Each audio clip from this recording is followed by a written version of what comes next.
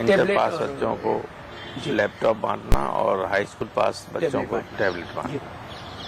क्योंकि ये इतना बड़ा राज्य है कि इतने बड़े पैमाने पर दुनिया की कोई भी कंपनी जल्दी इसकी आपूर्ति नहीं कर पाती थी, लेकिन फिर भी उसकी आपूर्ति बड़े पैमाने पर शुरू हो चुकी है और बहुत जगह लैपटॉप बांटे जा चुके हैं और प्रक्रिया निरंतर चल रही है।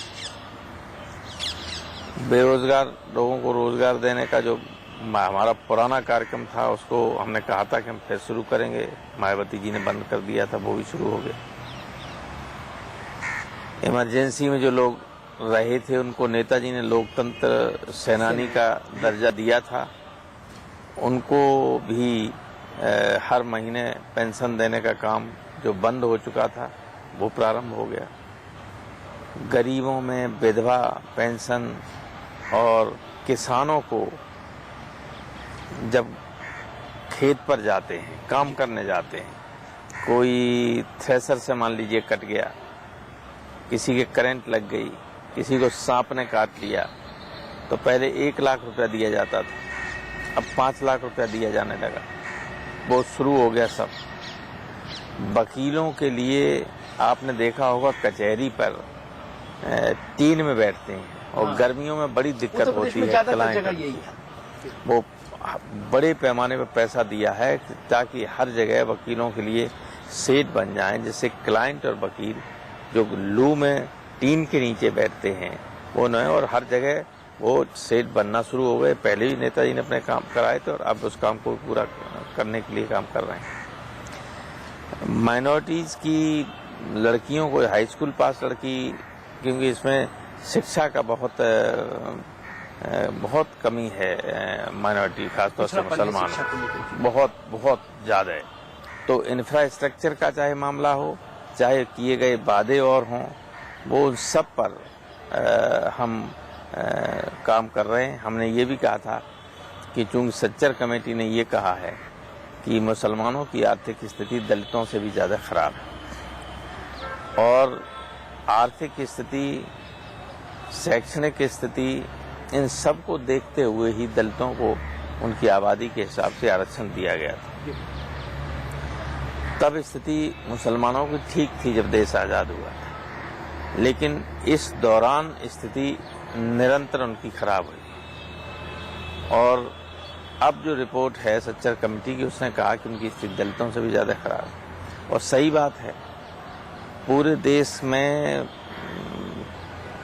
एक भी मेरे ख्याल से सेक्रेटरी अभी नहीं है मुसलमान जी, है तो और भी नहीं।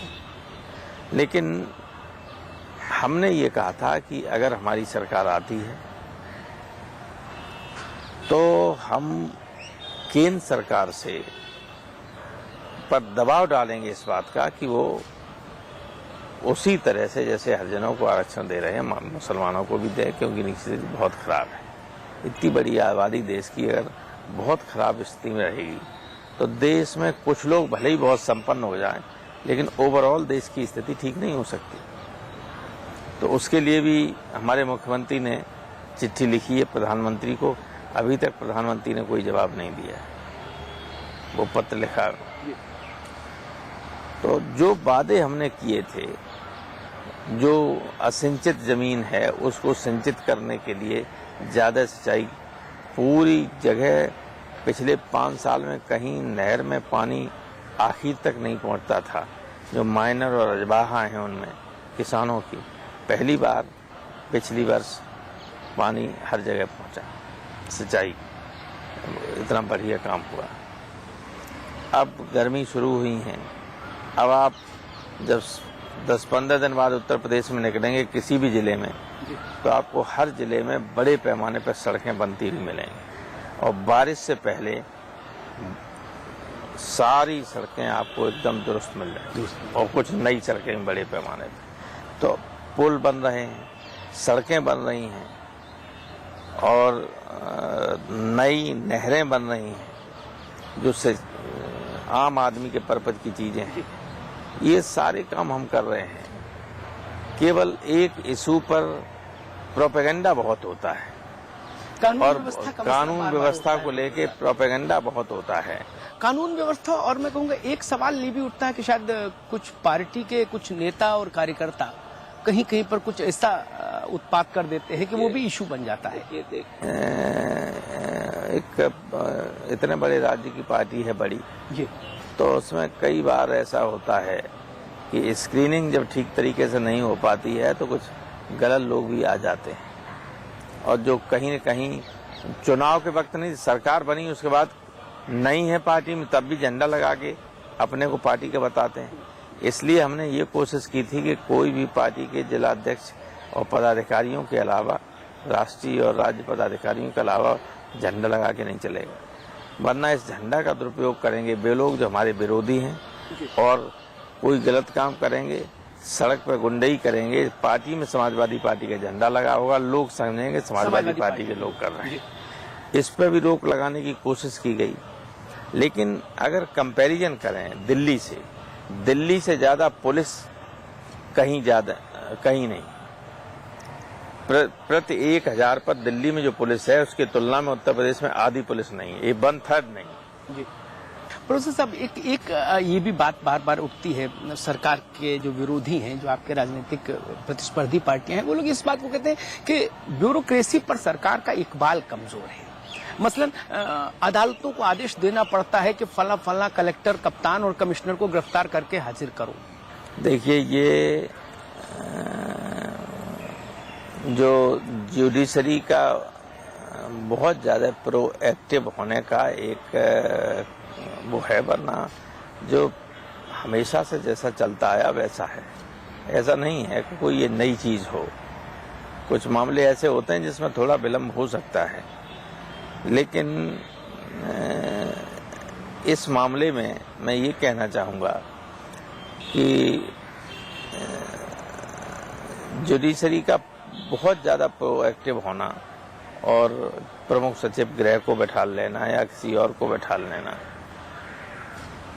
ये उचित नहीं। जजेस के अकेले जजेस ऐसे होते हैं जिनके मामले में, जिनकी शपथ में ये कहा जाता है कि वो डिस्पैशनेट होके अपना काम करेंगे, यानी बिना किसी पूर्वाग्रह के, बिना किसी इस बात की इच्छा व्यक्त किए हुए कौन हेडलाइंस में आता है, अखबार में उनका जजमेंट हेडलाइन बनता है, उनका एक्शन हेडलाइन बनता है, ये चीज कोई उनके मन में नहीं होगी। लेकिन हमें ऐसा लगता है कि अब कुछ लोग नेताओं की तरह जजेस में भी प्रचार में यकीन करने लगे हैं, और उनका ये बहुत मामूली, उनकी चलिए कल अखबार में छप जाएगा फना जज ने ये फैसला किया, ये टेंडेंसी हो गई है जो जुडिशरी के, खुद जुडिशरी के लिए अच्छी नहीं है। अधिकारी तो ये कल से अपना सारा ऑर्डर पर कंप्लायंस शुरू कर देंगे, लेकिन जुडिशरी के लिए स्वयं ये ठीक नहीं है। वो स्वयं आलोचना की बात बनेगी और लोग कहेंगे कि ये निष्पक्ष या डिस्पैशनेट होकर काम नहीं कर रहे हैं। प्रोफेसर साहब, एक बात बार बार उठती है, कांग्रेस और समाजवादी पार्टी के रिश्ते, तो इस पर लोग कहते हैं ये रिश्ता क्या कहलाता है, ये नहीं समझ पाते। ये कई बार व्याख्या भी हुई। ऐसा है कि इससे पहले भी लोगों ने व्याख्या की जी। चुनाव से लोकसभा का चुनाव हुआ था तब, और विधानसभा का चुनाव हुआ था तब, उस वक्त भी कांग्रेस के हमारे जो रिश्ते थे लोकसभा चुनाव से पहले, वैसे ही रिश्ते विधानसभा चुनाव से पहले थे, वैसे ही रिश्ते अब भी हैं। दोनों एक दूसरे के खिलाफ चुनाव लड़े, दोनों ने एक दूसरे पर हमले किए, लेकिन केंद्र में कुछ ऐसी परिस्थितियां हैं जो शक्तियां घात लगाए बैठी हैं कि दिल्ली की गद्दी पर किस तरह से पहुंचे। सांप्रदायिक शक्तियां, सिर्फ उनको रोकने के लिए हमने समर्थन दिया था कांग्रेस को, और उसमें भी ये कहा था कि गुण और दोष के आधार पर समर्थन देंगे। अगर कोई एक्शन सरकार का ऐसा होगा जो हमें पसंद नहीं है, हमारी नीति के खिलाफ है, तो हम उस वक्त सरकार का समर्थन नहीं देंगे, और उसी हिसाब से चल रहे हैं। हमारा कोई चुनावी समझौता नहीं, कोई चुनावी समझौता नहीं होगा। हम एक दूसरे के खिलाफ मैदान में हर सीट पर लड़ेंगे, ये स्पष्ट। पहले एक चर्चा आई थी कि शायद मिसेस गांधी के खिलाफ, सोनिया जी के खिलाफ उम्मीदवार नहीं उतारेगी समाजवादी पार्टी। अभी तक पार्टी ने अमेठी और रायबरेली से हम 10-12 सीटों से अभी उम्मीदवार घोषित नहीं किए हैं, उनमें अमेठी और रायबरेली भी है जी। और ये हो सकता है, पिछली बार भी हमने नहीं उतारे थे अमेठी और रायबरेली से कोई तो इस उम्मीदवार बार नहीं मान के उतारा। चलें कि अमेठी और रायबरेली में समाजवादी पार्टी अपना उम्मीदवार नहीं ये हो सकता है जी, हो सकता है। लेकिन बार बार रामगोपाल जी एक बात ये आती है, समाजवादी पार्टी के नेता ही कहते हैं कि भाई कांग्रेस समर्थन को टेकन फॉर ग्रांटेड ले लेती है, फिर उसको लगने लगता है कि वो खुद बहुमत की सरकार चला रही है। ये शिकायत बार बार आती है। ये अगर ये गलती कांग्रेस न करती तो ये घोटाले होते ही नहीं। ये सब घोटालों की जड़ में यही है कि कांग्रेस को गलतफहमी ये हो जाती है कि हम बहुमत में जो चाहें सो करो, और जो चाहें सो जब जिसने भी जो चाहा सो करना चाहा, या ये भ्रम पाल लिया कि हम जो चाहें सो कर लेंगे और कोई कुछ नहीं कर सकता, वही फंसता है जी। इसलिए एक के बाद एक ये सरकार घोटाले की सरकार बनती चली गई और अपनी दुर्गति की तरफ ये तेजी से बढ़ रही है, क्योंकि इसमें कोई सुधार आज तक नहीं आया। बीच में आपने वाजपेयी जी की सरकार को बेहतर सरकार बताया, नेताजी ने लखनऊ में आडवाणी जी की प्रशंसा की, आडवाणी जी ने फिर उसको रेसिप्रोकेट किया, उन्होंने लोहिया जी की तारीफ की और बहुत सारी। तो एक ये भी एक कयास और चर्चाएं चल पड़ी कि बीजेपी और समाजवादी पार्टी में कहीं कुछ सॉफ्टनेस आ रही है। नहीं, ये तो सिर्फ प्रेस की देन है, लेकिन राजनीति में, पॉलिटिक्स में हम लोग पॉलिटिकल अपोनेंट होते हैं जी। तो हमारी कोई एनिमिटी नहीं होती है। There is a difference between enmity and opponents. तो अपोजिशन में होना है, एक दूसरे का विरोध करना है, वो अलग चीज है, कोई दुश्मन तो है नहीं। तो अगर किसी दो व्यक्ति की तुलना की जाए, उसमें जो बेहतर हो उसको बेहतर बता दिया जाए, इसका वो तो असलियत बताना है।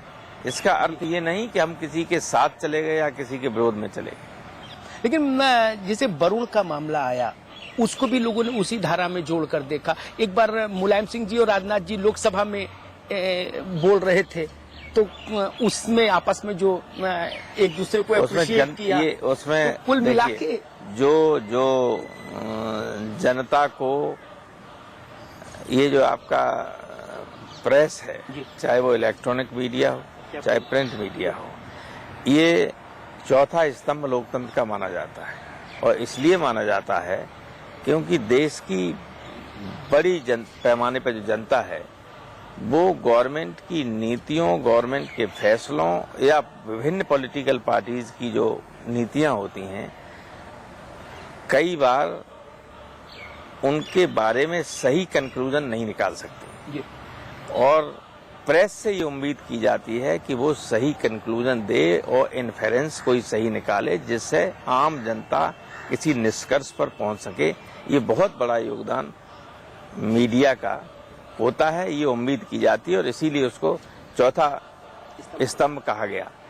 लेकिन इन मामलों में मीडिया ने गलत इन्फेरेंस निकाल के लोगों के सामने ये चीज रखी, ये बात उचित नहीं है। मीडिया का जो बहुत बड़ी भूमिका है, जो बहुत महत्वपूर्ण भूमिका है, और डेमोक्रेसी में खास तौर से, उसमें सही इन्फेरेंसी, यानी छोटी सी बात ये कह दिया, मतलब कोई आदमी अच्छा है, या किसी आदमी ने अगर कह दिया कि अटल जी का स्टेचर बहुत बड़ा है, तो क्या आप डिनाई कर सकते हैं इसको? Nobody can deny it. तो इससे ये कहें कि हम बीजेपी समर्थक हो गए, तो ये निष्कर्ष तो निहायत बिल्कुल ही गलत है। प्रोफेसर साहब, यहाँ मैं आपको रोकना चाहूंगा, वक्त है एक छोटे से ब्रेक का। आप कहीं मत जाइएगा, हम यूं गए और यूं वापस आए, और उसके बाद फिर बातचीत आगे बढ़ाएंगे प्रोफेसर रामगोपाल यादव के साथ।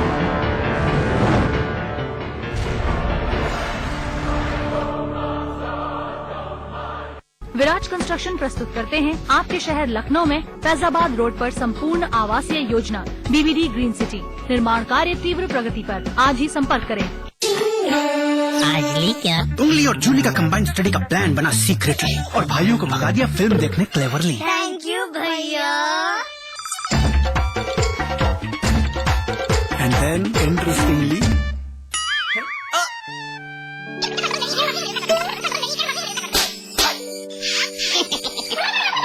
जूली